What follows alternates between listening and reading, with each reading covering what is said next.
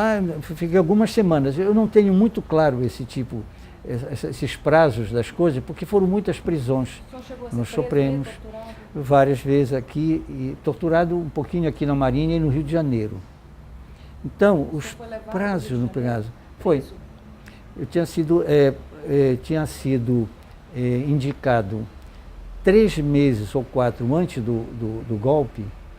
Eu tinha participado de uma reunião no Rio de Janeiro, no quilômetro 47 da Rio-São Paulo, onde nós estávamos pela UNE e pelo Centro Popular de Cultura, que é o CPC, criando um grande plano de cultura popular para o Brasil, valorizando a cultura e as artes a partir das regiões, priorizando e tendo como eixo o movimento estudantil, mas não exclusivamente o movimento acadêmico. Então, foi tirada uma coordenação nacional desse projeto. E eu fiquei nessa coordenação nacional junto com Ferreira Goulart, junto com Cosme Alves Neto, junto com a Isa Guerra, que era super procurada depois, que era uma líder nacional de um movimento de esquerda da igreja, que era a AP, a Ação Popular. Ela era super procurada. E como no meu primeiro livro de poemas eu tinha no Tarefa, eu tinha dedicado um poema para ela, claro que além dessa coordenação que participaríamos juntos e dessa referência ao livro, eles achavam que eles podiam encontrar alguma pista através dos amigos dela e tudo mais, e no meu caso também. Então fui preso aqui, em Belém, pela Marinha, já pela 5ª vez, porque nas outras vezes foi o Exército e o DOPS, seja na 5ª Companhia, ali onde está situada as 11 Janelas, que é algo que eu nunca deixo de mencionar, é o seguinte: aquele foi um lugar histórico de uma fase recente da nossa história, onde, por exemplo, foram presos e às vezes torturados lá sindicalistas. Eu fiquei numa cela preso com o Benedito Monteiro, com o Benedito Monteiro não, na Casa da 11 Janelas, que era a 5ª Companhia da Guarda. Então fiquei lá com o Rui Barata, fiquei com o Genk, que era o maior livreiro que nós já tivemos, que era líder do Partido Comunista. O Rui também era vinculado ao Partido Comunista, o Avelino Vale, mais o Sá Pereira, que era um líder do Sindicato do Petróleo. E ficamos presos lá um tempo, e várias vezes. E veja bem, então é um lugar onde se deu uma parte da história recente que foi transformado num lugar de lazer, um lugar de entretenimento. Naquela sala do restaurante, que eu tenho um incômodo quando tenho que ir lá, foi exatamente onde ficamos presos. E não foi na sala inteira, foi na metade dela, porque a cela era pequena, a gente tinha que dormir no chão. Então eu acho uma violência simbólica da nossa história, você primeiro não ter um registro disso lá. Em segundo lugar, você converter um patrimônio histórico como esse num lugar de entretenimento, lazer e turismo, sem referência nenhuma à história do lugar. O mesmo se dá também em outros espaços, mas esse para mim é mais grave porque atinge diretamente a emoção de todos nós que estivemos envolvidos nessa questão. Um pouco do que foi feito ali no São José, né? Que já, pelo menos, São José já é outra dimensão, já é uma outra dimensão, mas eles tiveram esse cuidado para lá.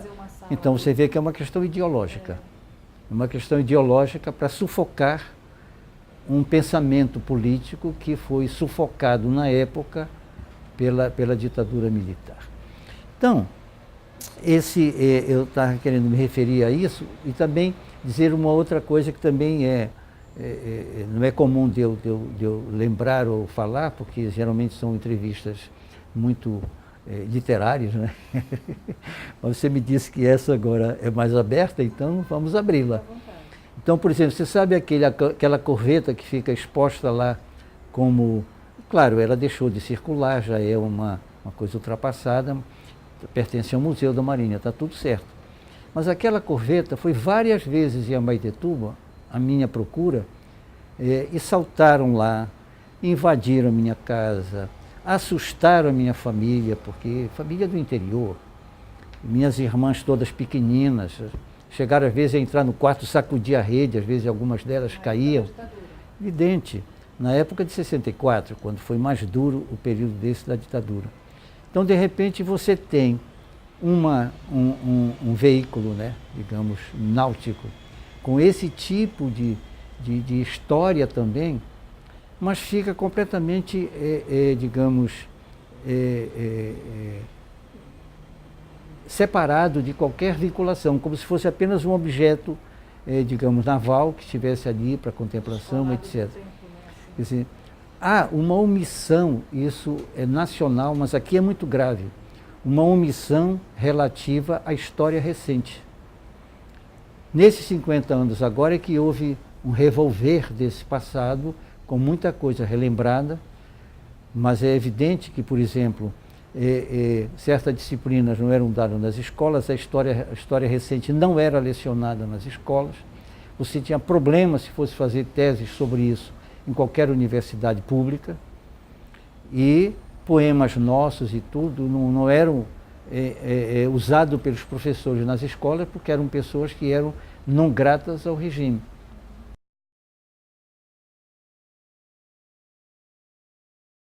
O episódio de Tarefa, que é um episódio, digamos assim, emblemático nessa questão, eu posso descrevê-lo da seguinte maneira. O livro estava pronto, editado, para ser lançado no início de abril, na UAP, durante o seminário latino-americano pela reforma universitária. Era um seminário que estava discutindo a reforma universitária na época. Então nós tínhamos pessoal da América Latina toda, estudantes, líderes que participavam dele. Seja de Cuba, seja do Chile, seja da Argentina, da Colômbia, etc., além dos brasileiros. E a UNE toda tinha se transferido aqui, como era de costume, para... naquele período do Congresso, a sede da UNE era a UAP, aqui em Belém. Pois bem, no dia, na véspera do impacto da invasão pela polícia militar, num debate que haveria na Faculdade de Odontologia, aqui na Praça da República, quando nós chegamos lá, cheguei eu, junto comigo estava um grande poeta nosso, que é o Alonso, né? O Alonso lá presente e tudo, né? Estávamos os dois, quando de repente entraram os chamados lenços brancos, que eram jovens, que eram aliados da ditadura, aliados da polícia militar, e que quando eles entravam para bagunçar alguma coisa, uma reunião, um encontro, eles usavam um lenço branco amarrado no pescoço, que era para distinguir dos subversivos, digamos.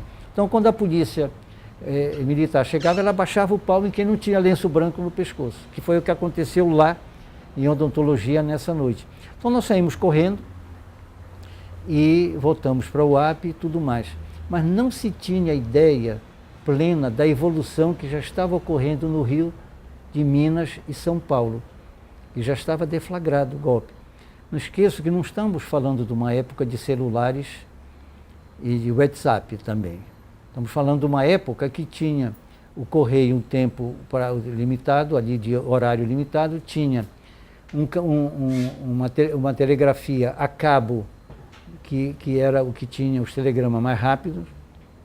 Estamos falando de uma situação que as rádios locais e os jornais locais estavam presos a 2 ou 3 agências de notícias do Rio e São Paulo. Como eles bloquearam logo essas agências de notícias lá, você não recebia notícias daqui. Então não era ingenuidade ou falta de cuidado da nossa parte, era desinformação mesmo, condicionada pela época.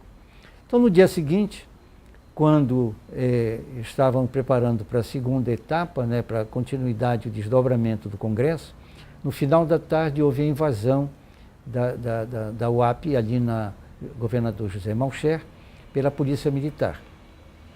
Nessa invasão, eles quebraram o que era possível quebrar lá dentro, recolheram todos os papéis existentes, porque a ideia era ver nas atas e na ficha de inscrição quem eram os filiados ao UAP para poder ter endereço e tudo mais, para poder perseguir. Fugimos quase todos, mas pelos quintais e pela rua, etc. Porém, toda a edição do Tarefa estava lá, guardada, porque ia ser lançado 1 ou 2 dias depois. E era natural que estivesse lá. Foi toda ela destruída pela Marinha e provavelmente lançada ao mar. Não se tem bem claro, ou queimada. A verdade é que nem eu tinha um exemplar no dia seguinte mais.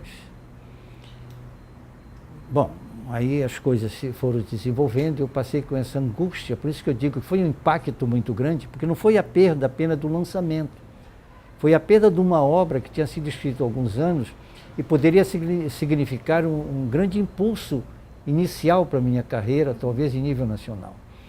E aí, passaram-se 25 anos depois dessa data, até que uma determinada manhã, alguém entregou em casa, eu estava dando aula, não estava em casa, quando voltei, encontrei um envelope com um bilhete onde a mãe de um colega nosso da época, que era o que fazia a divulgação pela imprensa dos fatos da UAP, ele tinha retirado um livro do pacote que era para levar para os jornais, para fotografar, para poder sair promovendo para 2 dias depois o lançamento. A mãe dele juntou esse livro com outros livros políticos do rapaz e, temerosa que a casa fosse invadida, como aconteceu na casa de muitos estudantes, ela, para sorte minha, ao invés de queimar, como muitas famílias fizeram, apavoradas, ela embrulhou esses livros e enterrou no quintal. 25 anos depois, isso ela me disse num bilhete. Ela desenterra e encontrou meu livro lá, que é esse aqui, aliás, está naquela outra caixa. A gente pega essa caixa lá. Então, é um livro que ele está assim com a capa roída pela umidade, e eu não soube quem deixou em casa. E não pude nem agradecer aquilo. E de posse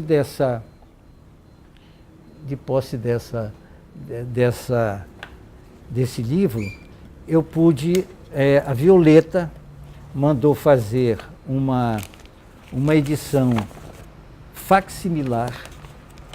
Todo mundo sabe o que é edição facsimilar. É uma edição... O que foi enterrado exatamente o que está nesse... É esse aqui, que foi enterrado. Era esse, junto com outros livros. Capa ruída pela umidade, etc. Então, a edição facsimilar é a edição que é fotografada. E o mesmo editor que tinha editado, contratado pela União Acadêmica, esse primeiro exemplar, ele fez uma edição, toda ela fotográfica, que é esse aqui. Absolutamente igual. A única diferença desse para esse aqui é que neste segundo, a Violeta, eu já estava casado com ela a essa altura, nós casamos pouco tempo depois de 64, casamos em 66, e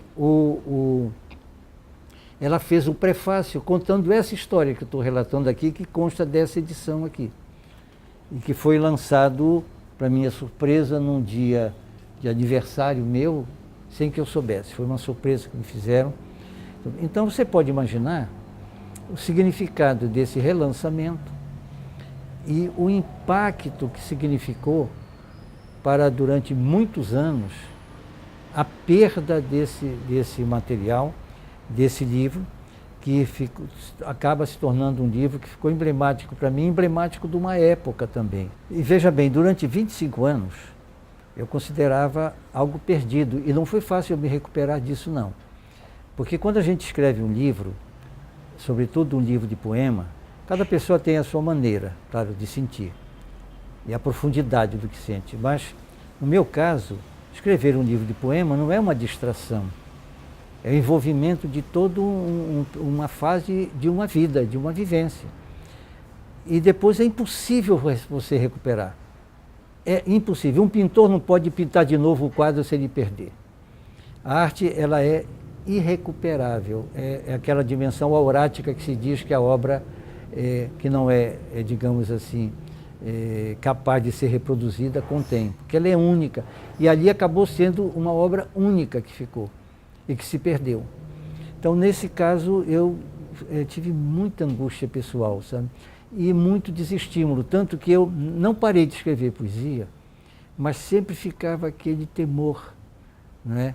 Do que seria o destino daquele outro novo livro. Isso porque, lembra-se que a ditadura vai até quase praticamente 20 anos, né? Então você imagina que como esse período todo se desenrolava. Então, sendo assim, era sempre uma angústia. E há um livro meu, que é esse aqui, Epístolas e Baladas, que foi lançado em 68, estava barra pesada em 68, ele foi editado pela Grafisa, pelo Altino Pinheiro. E o lançamento dele se deu ali no João Alfredo, na livraria Grafisa, que era a livraria da editora. E teve que ser interrompido pelo meio, porque vinha uma tropa da Polícia Militar que já tinha feito uma arruaça ali na Presidente Vargas por causa de uma manifestação estudante. E aí nós fomos informados que eles viriam na direção de lá, coisa que eles iam interromper o lançamento do livro. Então, cautelosamente, porque havia professores e tudo mais, havia pessoas, jovens, estudantes também lá, então, cautelosamente, fecharam as portas da livraria, e foi a primeira e, felizmente, a única vez que eu dei uma manhã de autógrafo, digamos, secreta, porque foi dentro da livraria que estava com as portas fechadas, porque senão eles iriam interromper. Então, são fragmentos de uma realidade, mas que pode permitir que a gente junte essa colcha de angústia que se retalhou através das várias pessoas nesse tempo. E no meu caso tem essa relação sempre com a poesia.